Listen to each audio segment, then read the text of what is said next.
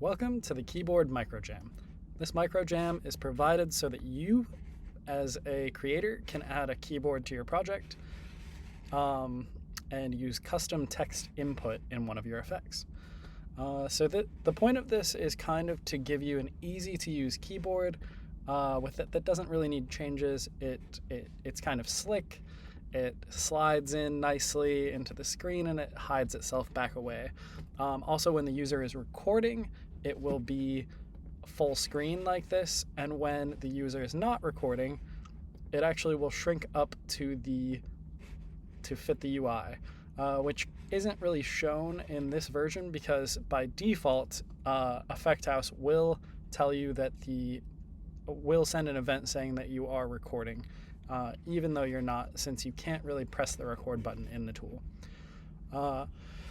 So first of all, I want to show you how to use it, and then I'll lightly go through some different subgraphs that create the keyboard functionality. So first of all, if we take a look in the hierarchy, we're not using our main general camera, and we're not using our directional light, so we just turn that whole render node off. If you do add any 3D objects into your scene, you'll probably use this and you can turn it back on. If you're not using any 3D objects and you're just using 2D, you'll probably stay within the 2D foreground effects render node. Now you might notice that there's a lot of stuff going on in here, and you can always just fold all of these up that you're not using and just focus on this head text. Now in the visual scripting graph, we're actually controlling the placement of and the characters that each of these little objects are holding. So they're named char1, char2, which represents character 1, character 2, character 3, and that's the text that's floating on the head.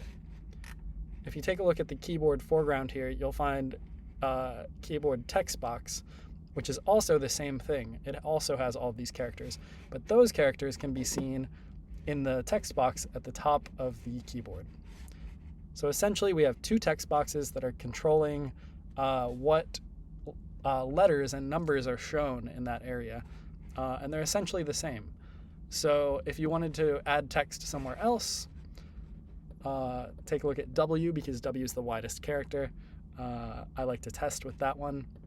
You can see that it's typing on both my head and the keyboard. Now, if we then dive into basically what you can do with these characters, that'll show you how you can use this keyboard in your project. So for one, you can move these wherever you want, and this text holder and head text are just kind of pinning it to your forehead. So you don't need to have the text on your forehead. You can actually, for instance, turn off this face sticker component, and then the text will no longer be pinned to the head. It just is on the screen. Plenty of effects use just screen space text, so that could be a great option, a great starter thing to do without having to edit very much at all.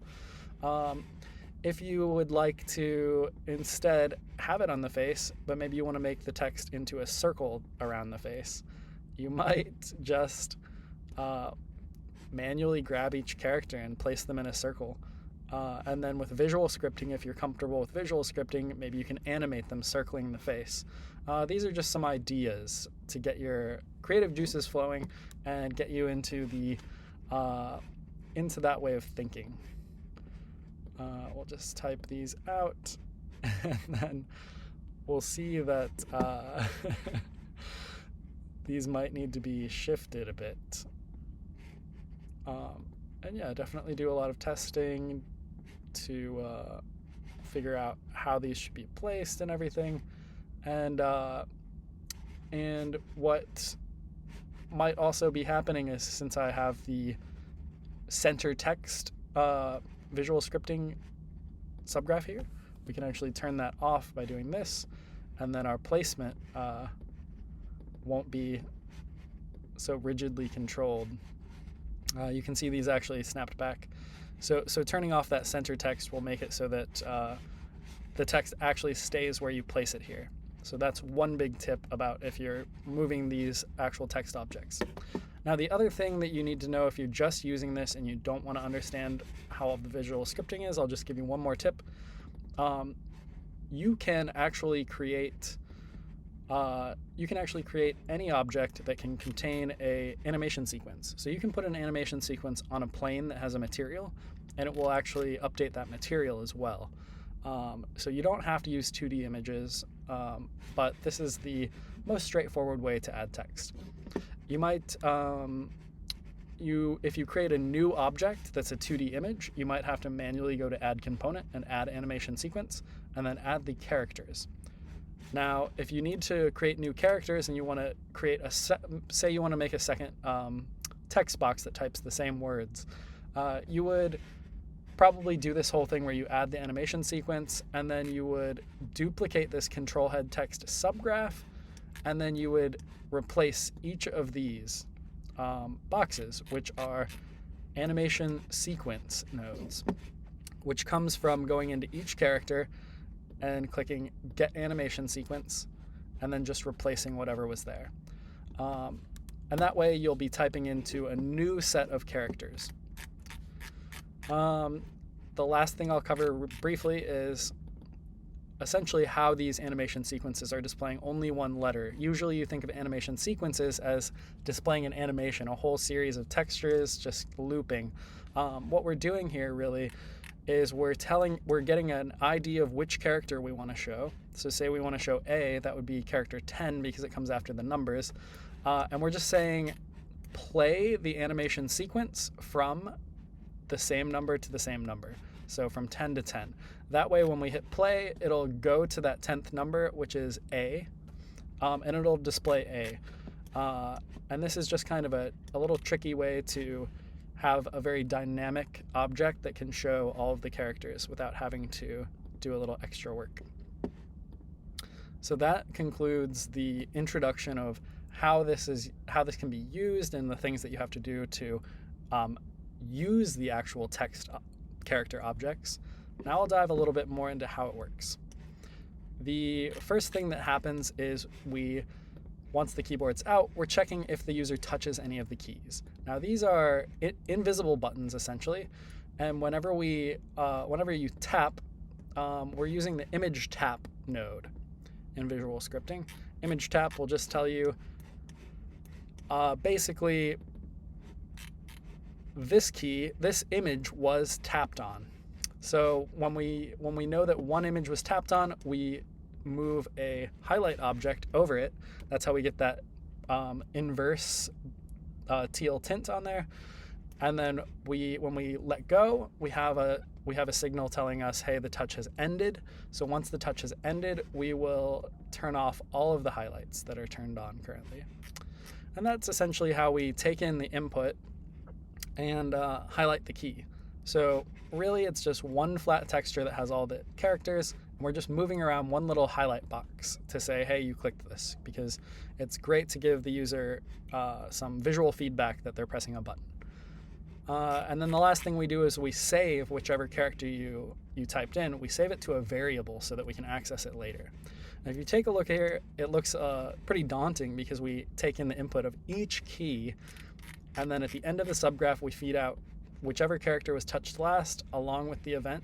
So each character will get typed and sent to the next part of the visual scripting. As you can see, this keyboard touch input is being output to a sequence node so that we can give its signal to two different places. This is where we're doing the same thing, typing the characters into the keyboard text box and above the head.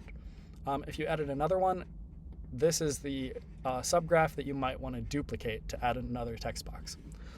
So let's take a look in one of these. What you'll see is this is the subgraph we were looking at a little bit ago, and what happens is just a little bit of logic to determine, did we press a backspace key, did we press a space key, or did we press a character? As you might be able to see when you're looking at these, there's the backspace, and we don't necessarily write a character to that space, so we have to do something a little different, and we have to backspace and then write a blank space to the character we just backspaced across.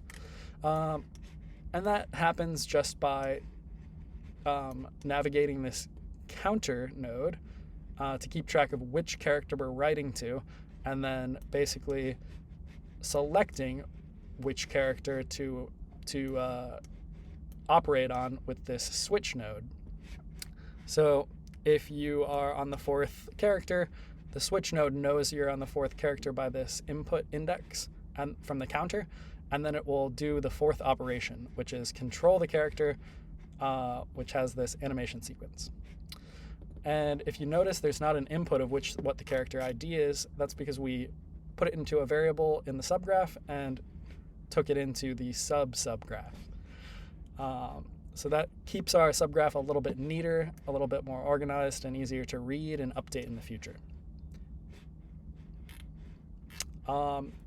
You might notice if you've done microjams in the past that this is pretty similar to our scoreboard microjam, the way that we're operating these characters. And that's kind of fun. There's a lot of different things you can do with techniques like this. I'll briefly show you the cursor subgraph. Essentially what we're doing is a little bit of math with some sine waves to create a sort of pulsing to turn the, you can see it if we zoom in on the opacity here, we're turning the opacity up and down for the cursor to make it blink. And the cursor is something that I added to just the text box and not the head, because you don't necessarily want the cursor on the head. So this blinks, and then if we look down here, we have some logic to say, to grab the position of each character, so that based on how many characters we've already typed, it will move to the position of the next one. And we're doing that with a select node, which is able to take in all of the positions, and then an index, and the index is which character we're currently about to type. So it knows to select that position. And then, of course, if we've already typed all of our characters, we just want to set the position of the cursor to somewhere very far off screen. Since we don't want to have to deal with turning it on and off, this is a good way to just get it out of the way. All right, let's go to one more, the center text. This is a pretty simple one. This is the one that we turned off that was centering the text on the head. Basically, all it's doing is seeing how many characters are typed to know how much to offset the whole text block so that the characters are centered. This is really just math. The inputs that we have are the character width, character count, and how many are typed, which is typed count. So if you want to dive into the math here, you can look at the online guides. Those are very helpful for explaining stuff like this in great detail, and you can learn a lot. But for the moment, all you need to know is it's doing math to shift it into the right position. The last subgraph we'll take a look at is the show and hide keyboard. This is a pretty interesting one because if you take a look, there's kind of a lot going on for just sliding the keyboard in and out. Essentially what we do is take a look at the video record node. Like I said, the keyboard is a different position and size when the user is recording versus when they're not recording. So this watches the events for when the user starts recording or stops recording, and then it will set these target positions and target scales. That's where the keyboard wants to be. So we're usually not going to immediately move the keyboard into place. We want to gradually slide it into place so that it looks nice. And I added this to this microjam just because I thought that this was important, and this sort of transition makes effects look very polished and very nice. So let's dive into this a little bit. We have the off-screen position and target position. So when you press this button, it moves from the off-screen to the target position. When you press this button, it goes back the other way. And by this button, I'm just talking about the on-screen keyboard icon and the on-keyboard keyboard icon. And then as you can see, this logic is duplicated for when you're recording and when you're not recording. So that's just changing the target of where we want it to be. And if you also notice, these are the same variables that we're setting these values to. So if we keep track of where our target scale and position will be, and we're saving it to the same variable, then we can write something later on down here that uses the target position and target off-screen position without having to care about whether it's recording or not. So this sort of stuff kind of compartmentalizes our logic into only the parts it needs to know, and makes it so that these parts are very easy to update without breaking these other parts. A lot of the emphasis that I put into the online guides is going to be all about how we compartmentalize things so that you're able to take them and reuse them in other projects and not have to worry too much about updating them and breaking the rest of the effect. If we zoom in down here, we'll see that there's this continuous transit, and this is a subgraph that was created to kind of do something similar to the transit by time node, but instead of playing a single animation from start to finish, it has a start and it has a finish, but it's just constantly moving from one to the other. And all you're telling it is like which direction you want it to go. So if you were to click these buttons really fast and one of them wasn't all the way out yet, it would be able to bounce back and forth. This wasn't 100% necessary for this keyboard because it's not very likely that you're going to press this and then press the other button before the transition ends. But something like this is very useful in situations where you can spam the UI a lot and hit it a lot of times really fast. It can be very useful in games, anytime where you want something to move from one position to another and go back and forth and kind of toggle. So you can see one button press will reverse it and one will play it forward. And then, of course, what we're doing here is just setting the position of the keyboard and the UI button at the top, and also setting the scale for when we need to shrink the keyboard to fit the UI. Okay, so the only other thing that you might want to know is this reference positions object. This is actually where I'm pulling these positions that I set when you record and stop recording as the target and off-screen positions. So, for instance, if you want to see where they are, you can turn them on and you'll see it right here.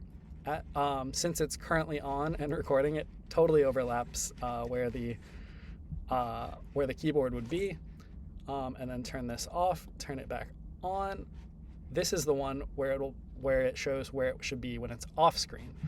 So you can move these wherever you want visually in this 2D scene, and because of the way that it's plugged in, the references of the position and the scale, it'll actually change where the keyboard comes from and where it goes.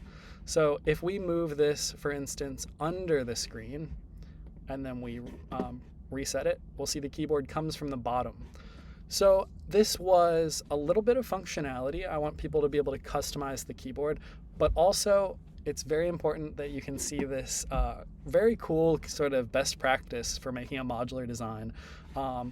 This is a great way to make it so that in the future you can make something very similar, but you can tweak how it works without having to mess with the visual scripting at all. It's a great sort of little treat that was added to this project, and I hope you find it useful and you implement similar things in your own effects and make your own templates for yourself as well.